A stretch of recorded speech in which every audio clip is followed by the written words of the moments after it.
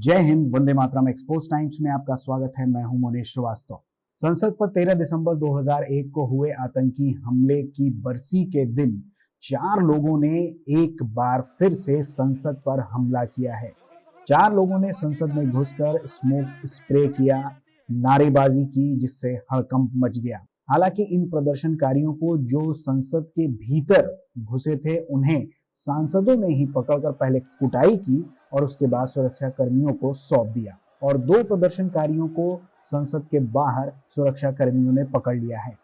लोकसभा का शीत सत्र चल रहा है और इस दौरान 2 युवक दर्शक दीर्घा से कूदकर सांसदों के बेंच तक आते हैं। दौड़ते हुए एक युवक आगे बढ़ता है, कई बेंच को पार करते हुए अध्यक्ष की कुर्सी की ओर बढ़ता है और अपने जूते से एक स्मोक स्प्रे निकालता है, जिससे पूरे संसद भवन में धुआं फैला देता है। जिसके बाद संसद में अफरा तफरी मच जाती है।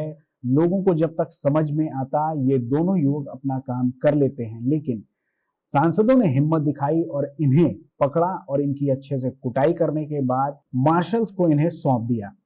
सुरक्षा एजेंसियों ने इन्हें पूछताछ के लिए गिरफ्तार कर लिया है। ठीक इसी दौरान संसद के बाहर मौजूद एक महिला और युवक प्रदर्शन करते हुए पकड़े गए हैं, जिन्हें सुरक्षा कर्मियों ने गिरफ्तार कर लिया है।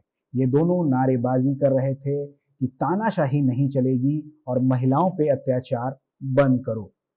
इनकी नारेबाजी से एक बात साफ पता चलती है कि ये वामपंथी गिरोह के वो सदस्य हैं जो देश का माहौल हमेशा खराब करना चाहते हैं। इनकी जबान पर भारत माता की जय का नारा होता है और देश में ये अराजकता फैलाने से बाज नहीं आते हैं। अगर किसी को सरकार से नाराजगी होती है तो वो आतंकवादी वाली घटना को अंजाम नहीं देता है, आतंकवादियों वाली हरकत नहीं करता है। संसद भवन जो देश का, संविधान का मंदिर है, लोकतंत्र का मंदिर है, उसमें गंदगी फैलाने नहीं जाता है। विरोध करने का, प्रदर्शन करने का, अपनी बात को रखने का तमाम रास्ता है, तमाम स्थान है। लेकिन ये एक ऐसी दुस्साहसिक घटना है जिसे नजरअंदाज नहीं किया जाना चाहिए और इन प्रदर्शनकारियों को आतंकवादियों की तरह ही ट्रीट किया जाना चाहिए और इन्हें ऐसी सजा दी जानी चाहिए कि इनकी 7 पुश्तें याद रखें। पकड़ी गई महिला को आप अगर देखेंगे, उसके चेहरे को देखेंगे, उसके हाव भाव को देखेंगे तो आपको साफ पता चलेगा ये अधेड़ उम्र की महिला। इसे देखकर आप साफ समझ जाएंगे ये किसी घोर व्यसन का शिकार है, किसी घोर व्यसन में लिप्त है। इन जैसे देशद्रोहियों को तो ऐसी ही सजा देनी चाहिए ताकि दोबारा कोई इस तरह की घटना करने का सोच भी न सके। ये वो लोग हैं जो गरीबी और बेरोजगारी का रोना रोते हैं और खुद को छात्र बताकर उन छात्रों का हक मारते हैं, उन छात्रों का अधिकार मारते हैं जो अपने अधिकारों से वंचित रह जाते हैं। इन्हीं लोगों की वजह से 40 साल की उम्र पहुंचने के बाद भी ये छात्र बने रहते हैं और रोना रोते हैं कि इन्हें रोजगार नहीं मिलता है। संसद जैसे अति संवेदनशील स्थान पर सुरक्षा में हुई इतनी बड़ी चूक एक बहुत बड़ा सवालिया निशान है उस सुरक्षा तंत्र पर जो संसद की सुरक्षा में जुटा हुआ था।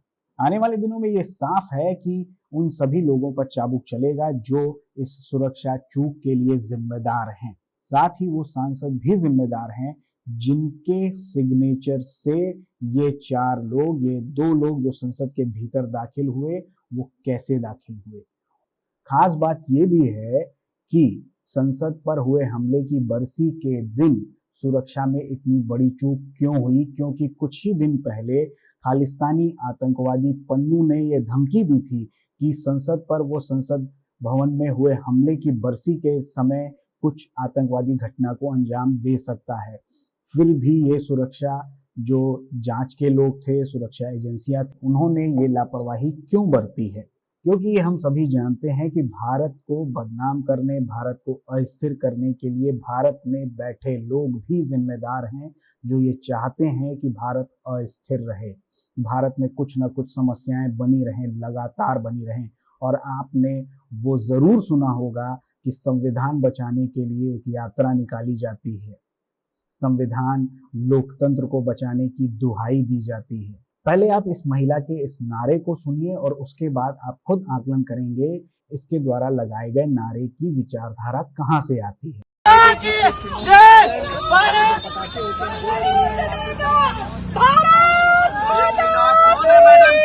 क्यों नारेबाजी कर रही हैं आप?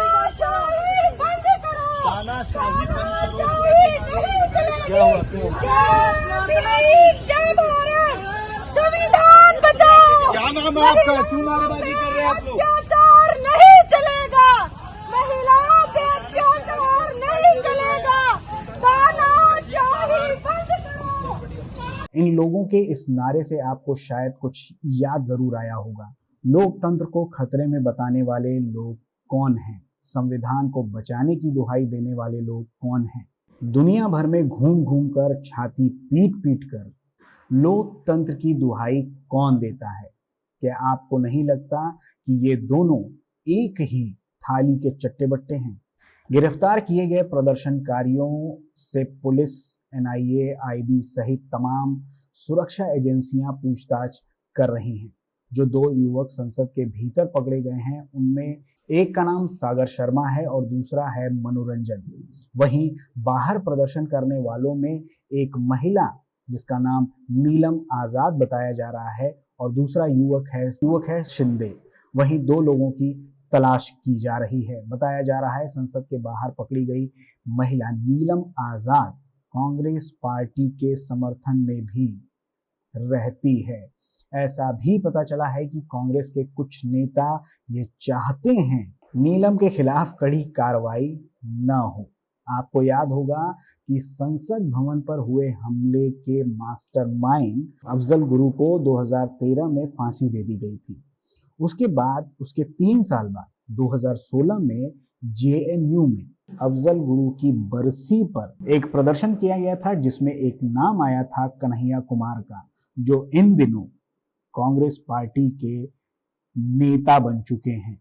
तो अब आप खुद ही समझ गए होंगे कि ये घटना किस षड्यंत्र का हिस्सा है, देश का माहौल किस कदर खराब करने की इन लोगों की मंशा है। तो इस वीडियो में बस इतना ही। मिलते हैं अगले वीडियो में, तब तक के लिए धन्यवाद, नमस्कार, जय हिंद।